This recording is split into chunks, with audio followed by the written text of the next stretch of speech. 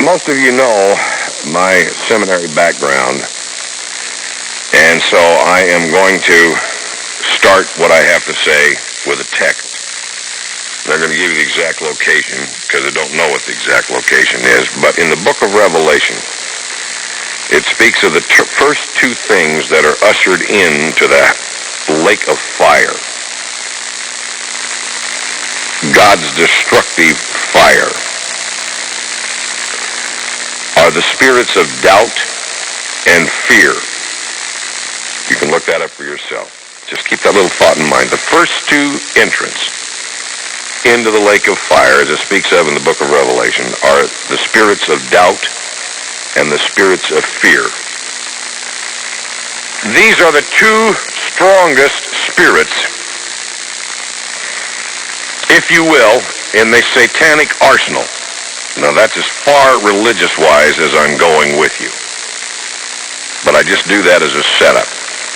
They are without doubt the two most strong. They are stronger than greed. They are more powerful than sex. They are more all-consuming than alcoholism, drugs, or any other debilitating spirit that might be out there that you can possibly think of. If I can get you to doubt your position, I can own you. If I can get you to be in fear of something, I can own you. You may fear me overpowering you. You may fear me cheating you. You may fear me doing any number of things. I don't have time to put it in so many contexts. Do that on your own. But if I can make you afraid, if I can make you doubt your own position, if I can make you doubt your own ability, if I can make you susceptible to either one of those emotions, I will no longer call them spirits, I will call them emotions. If I can make you, or anybody else can make you, or you can make anyone else susceptible to either one of those emotions, you got them. You absolutely own them.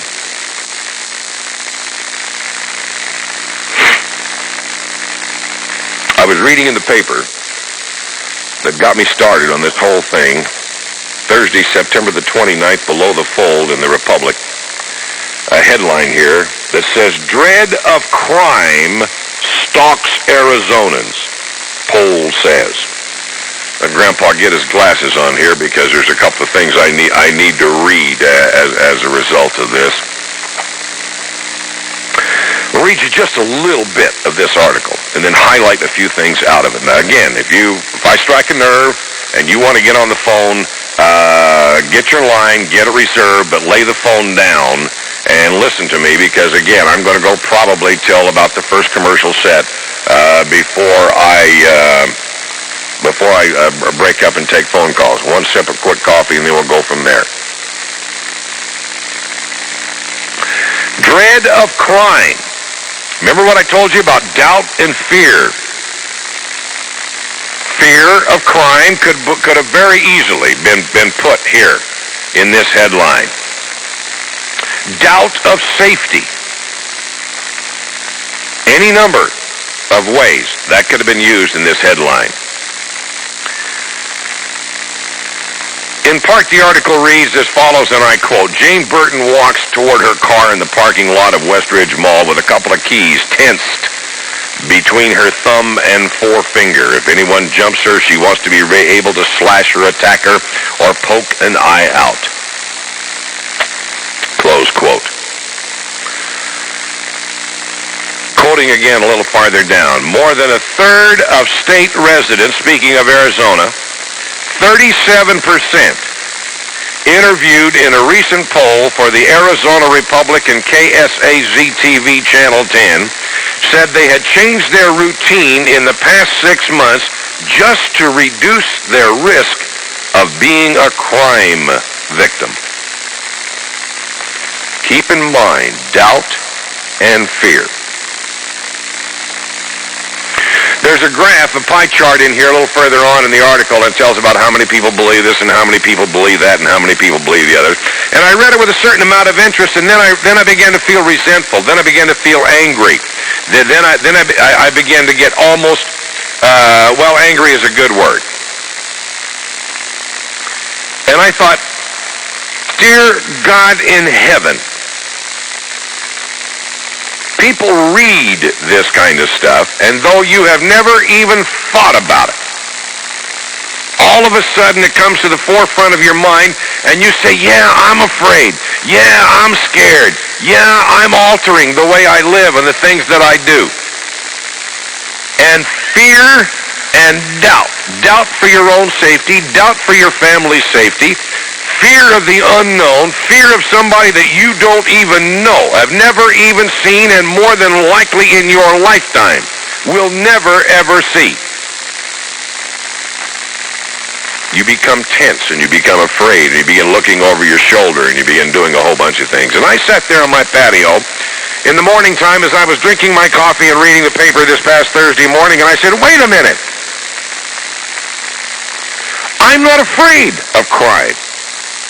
I have not altered my lifestyle.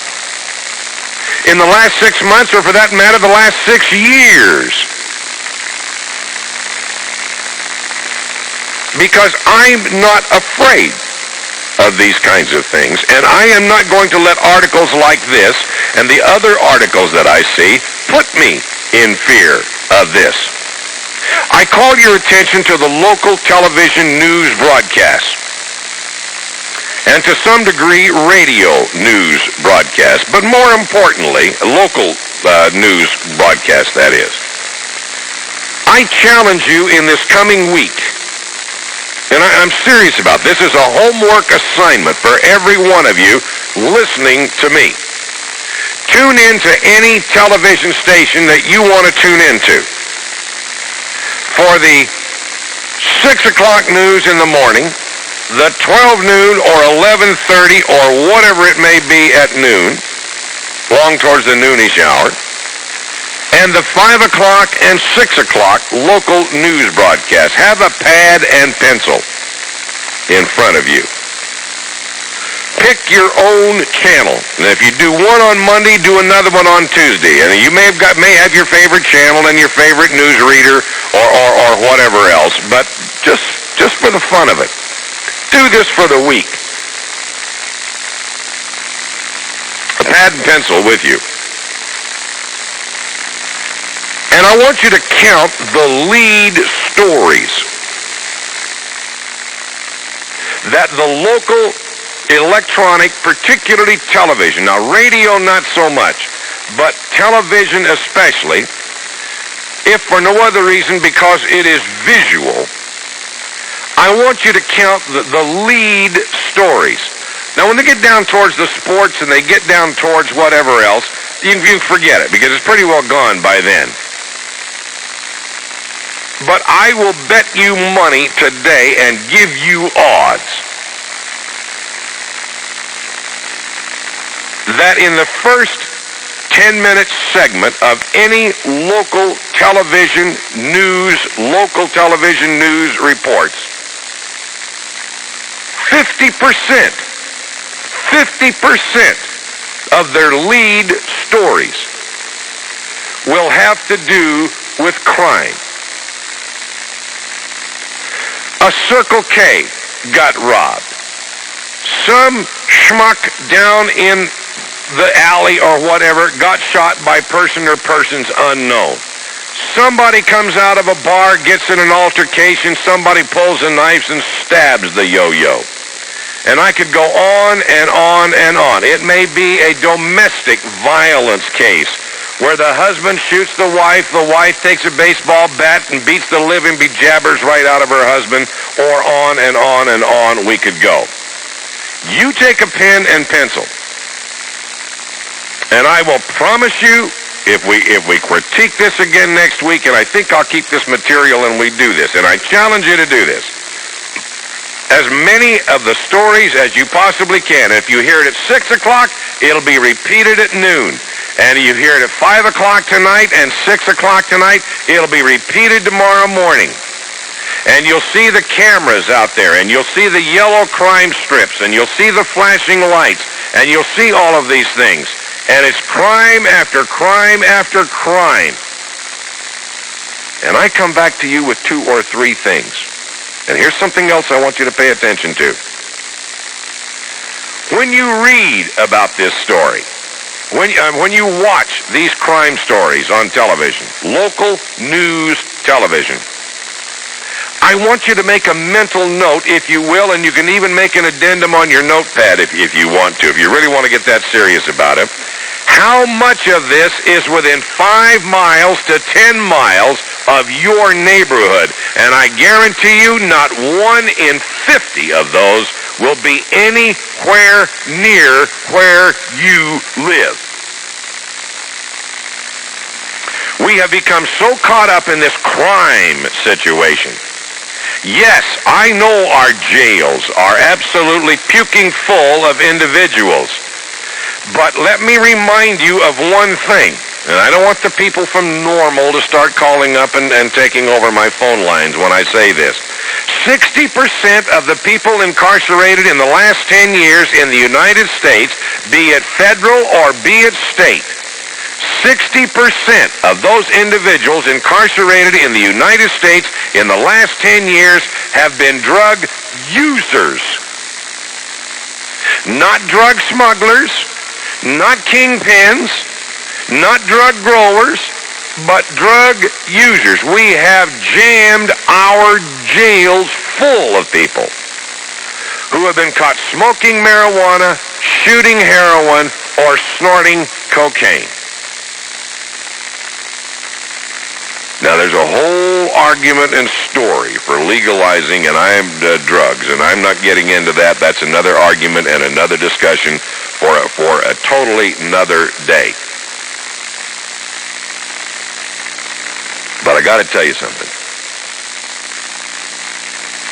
This crime situation has been blown totally out of proportion by the news media. Yes, our courts are jammed. Yes, our prosecutors are busy. Yes, we do periodically have sensational cases. We have the O.J. Simpson case. We have the Hogan's Hero case. We have the lady who stabbed the little baby ostensibly 100 times and jumped out of a window and broke both of her legs after stabbing herself. Yes, we do have these sensational cases.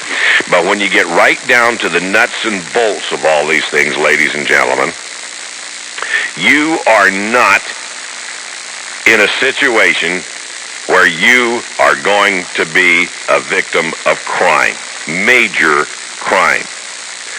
Yes, I had a bicycle stolen out of my garage during broad daylight about 4 years ago. My homeowner's policy covered it. Did I feel violated? No. Did I feel raped? No. Did I feel invaded? No. Did I feel inconvenienced? Yes. Because I had to make a police report, I had to call my insurance company, my homeowner's policy people, and I had to go down to the bicycle shop and pick up my brand new bike that my insurance company paid for, minus the deductible. Have I studiously started closing my garage door all the time? Heavens no. My garage door stands open about half the time. Do I have a bicycle sitting in there? In plain view. Am I going to fortress myself in my home? No. Do I lock my doors when I go to bed at night and lay me down to sleep? I pray the Lord my soul to keep? Yes. That's common sense. Do I drive down the street with my doors locked? No. Do I feel intimidated or frightened when I drive through any part of Phoenix? No. And if you stop and think about it, unless you are a timid soul, unless you have allowed doubt and fear to take hold of your psyche some way or another because of the things you see on local television news or the stories that you read in the paper like this, you don't either.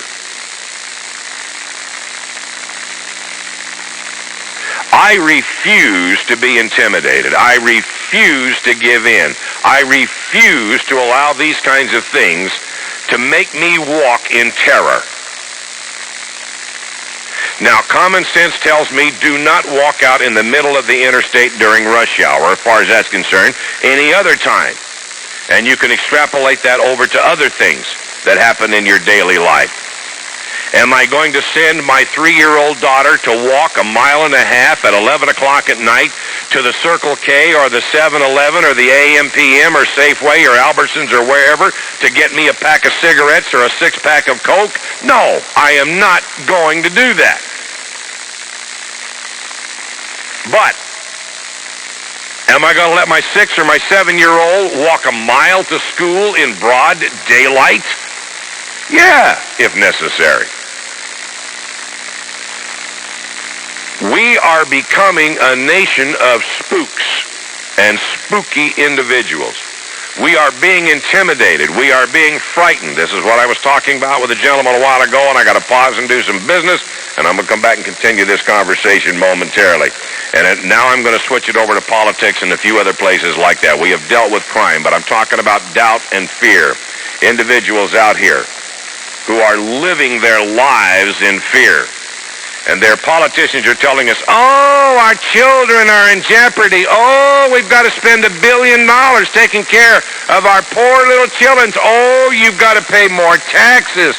And there's fear, fear, fear, fear, fear in so many levels. And doubt and doubt and doubt.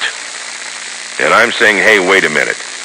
We got to make some changes, and we got to begin making those changes with us. We got to begin taking responsibility for that. And I'll get back and we'll go to that in just a moment. On 910, doubt and fear are the two most powerful emotions. More powerful than love, because I can make you doubt your love. I can make you fear that your love is going to be wasted because I'm going to leave you, or I'm going to another woman, or I'm doing any number of things, and you can change the sexes and the gender in this, and it'll work either way you want to go. I can control you. I can't control you with love. I can't control you with money. I can't control you with any number of other things, but I can control you if I can instill doubt and fear in your mind. And these are twins. These are Siamese. They are joined at the hip. You cannot experience one without experiencing the other. I talked about the crime issue. And I know I'm waxing eloquent, but there's a message in all of this that I want to get across, in a moral. You do with it whatever you want to do. Don't think this is doomsaying. This is encouragement. This is uplifting. This is to make you aware. Another, if you will forgive my seminary background, if you know the truth can set you free. Now, we know a lot of facts. Facts will not set you free. And facts are not always truth. They are facts, but truth is truth. If you know the truth, know in the intimate sense of the word, not a head knowledge, but a deep emotional gut knowledge that I know this. It is a part of me. I am joined to it. The truth will set you free. We're in a political upheaval right now, as we always are when election time comes around. And I'm a political candidate out here, and I'm running for office, and I'm going to put up all kinds of television and radio ads, and I'm going to tell you all kinds of dirty, mean, rotten, ugly things about my opponent out here, and I'm going to make you doubt what he says. I'm going to make you afraid to vote for this guy. And this goes either way. It doesn't make any difference. I haven't put a name on it for as far as political parties are concerned, because you know and I know it runs both directions. Instead of coming out and tell you what I'm going to do and what I feel and where my emotions are and what my integrity is, I'm going to attack my opponent. And my opponent is going to attack me. And I'm going to tell you all the things, and I'm going to make you doubt his business experience, and I'm going to make you doubt his marital experience, and I'm going to make you doubt this, and I'm going to put you in such doubt and fear, because again, these are Siamese twins. They are joined at the hip. You cannot experience one without experiencing the other. this is where politics has got us today. You better not vote for this party or that party because, boy, they'll do so-and-so to you. And I am firmly convinced that's one of the reasons why so many people have gone off into oblivion and whatever out here and don't pay attention to the political thing because they are uncomfortable with those experiences, with those emotions, with feeling those kinds of things. And you sit and you watch this guy's commercial or that gal's commercial or whatever, a political message, and you just think, golly Moses. And you begin to doubt your own reason and your own whatever. But if you know the truth can set you free. I don't blame the political parties today for the condition that our country is in. A lot of people do that. Well, it's the Democrats' fault that, by golly, we're $4 trillion in debt. No, it is not the Democrats' fault. Well, then, John, it's got to be the Republicans' fault. By God, during Reagan administration and the Bush administration, they spent and spent and spent and spent. It's all the Republican fault. If it hadn't been for Reagan and Bush, we wouldn't be in this shape. Just look at all the money that we racked up. No, it is not their fault. It is not the Republicans' fault. It's not Reagan's fault. It's not Bush's fault. The fact that we've got crime in America today, it's law enforcement's fault. It's all these judges' fault for letting these people out. It's the crooked prosecutors. It's the technicalities of the laws. It's the ACLU's fault. No, it's not their fault. All these unwed mothers, we got it. All these kids screwing their brains out here in the back seat of a car in your mama's house when mama ain't home and there ain't no daddy there to start with. And they're all getting pregnant. We're having all these babies, all this kind of stuff. And it's their fault. No, it's not their fault. And I could go on with a whole litany of things that are going on in our country today. And we all point the finger. We all point the finger. It's somebody else's fault. And it's not somebody else's fault, ladies and gentlemen. And here's the part that's going to tighten you up. You're not going to want to hear this. It's your fault. It's your fault we're $4 trillion in debt. It's your fault we have the immigration problem that we have today. It is your fault we have the teenage pregnancies that we have. It is your fault. I'm deadly serious. I'm not being sarcastic. I'm not being funny. I am telling you just exactly the way it is, and I defy anybody to come in and challenge successfully my argument. It is your fault. Because you have allowed the politicians to perpetrate upon us what has happened. And you have elected these people back to office time and time again, if by the very fact that you have not even gone to the polls and voted, you have allowed this to happen. You ponder on that. I'm going to take a short break and I'll wrap this up. And then we'll start taking phone calls. 258-5394. All of these lines. Benjamin Franklin, when asked after they had put this government together, as he walked out of the courthouse in Philadelphia, a woman came and said, "Mr. Franklin, what kind of government do we have?" And he said to her, "You have a republic, madam, if you can keep it." Thomas Jefferson and several others of our founding fathers indicated in their writings and in their speeches and their communications with others that there was a constant, ever ongoing price to be paid for freedom. Nobody in the world loves freedom more than the American people. But we are not willing to pay the price for that freedom. We're not willing to read. We're not willing to study. We're not willing to manage our homes. We don't manage our businesses. We don't manage our children. We don't manage our finances. And we sure as hell don't manage our spiritual lives. We ask other people to do it. I want the police department to keep my streets safe. I want the school to educate my children. I want somebody else to give moral, upstanding rules and regulations to my children. And we pass it off and we pass it off. We have become a hedonistic society. I am so interested in my own pleasure and my own joy and my own good life. You look at the ads that are run out here. And it's always fun. And it's always sexy. And it's always funny. Ha ha ha ha ha ha. Listen to the radio ads and the television ads. And how many times do they end with a giggle? Or are they so cutesy? Or whatever. And we are gullible to these kinds of things. And then when we wake up, and boy, it's beginning to cave in on us, and we realize that our money is fiat money, and we realize that we are teetering on the brink, absolutely on the brink of national bankruptcy. And I could go on and on and on about these things, but you can fill in the blanks yourself. You're smart enough to do that. And we want to put the blame on somebody else.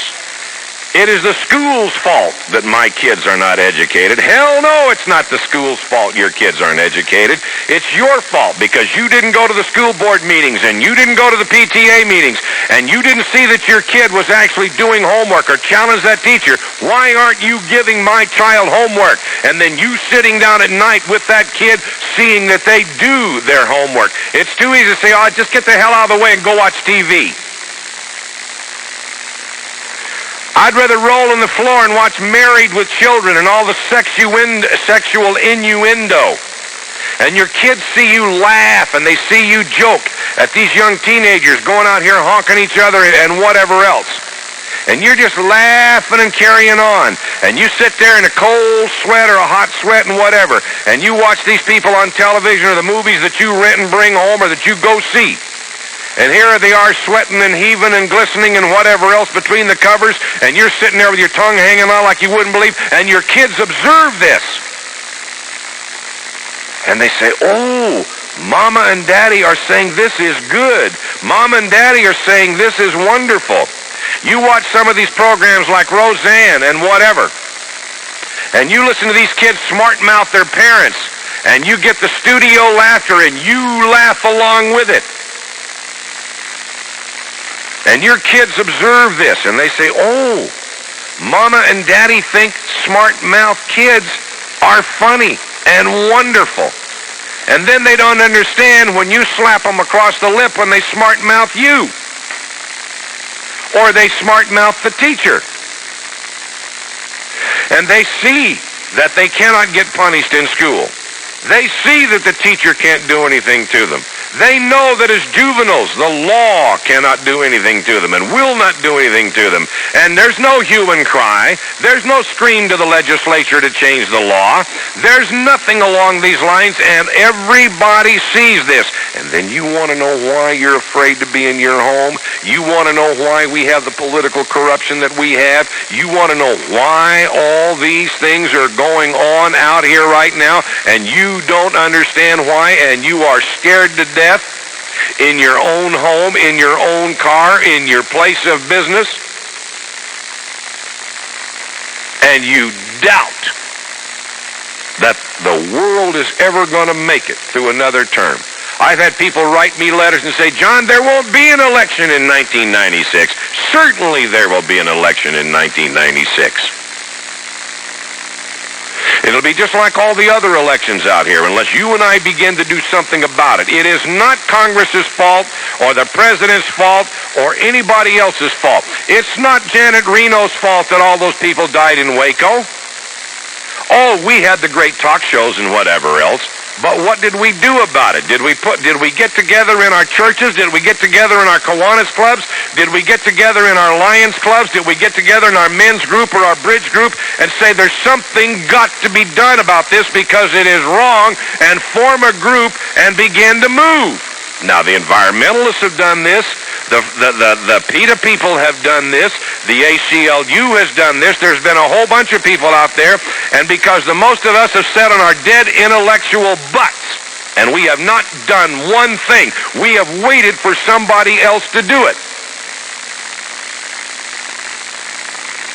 And then we wonder why we are in our fortress home. Do you think these kids in these drive-by shootings and in these gangs, don't you think these kids know that you are terrified of them, that there are parts of this city that you pay taxes on for street lighting and paved roads and police officers and fire protection and on and on and on, that you are afraid to go into at night because they control those areas, because they have made you fear to go into that area, and they have made you doubt for your safety, and they know it, and they control the night.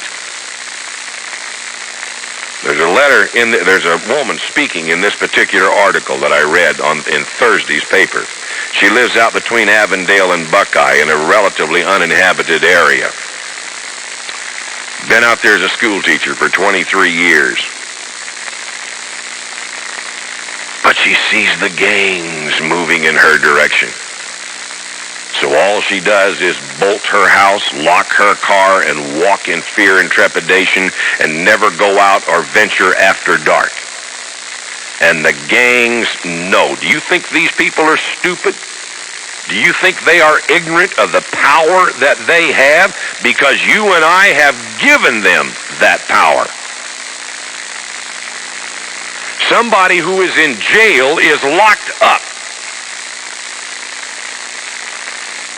And the vast majority of you live in jail because come dark, your house becomes a fortress.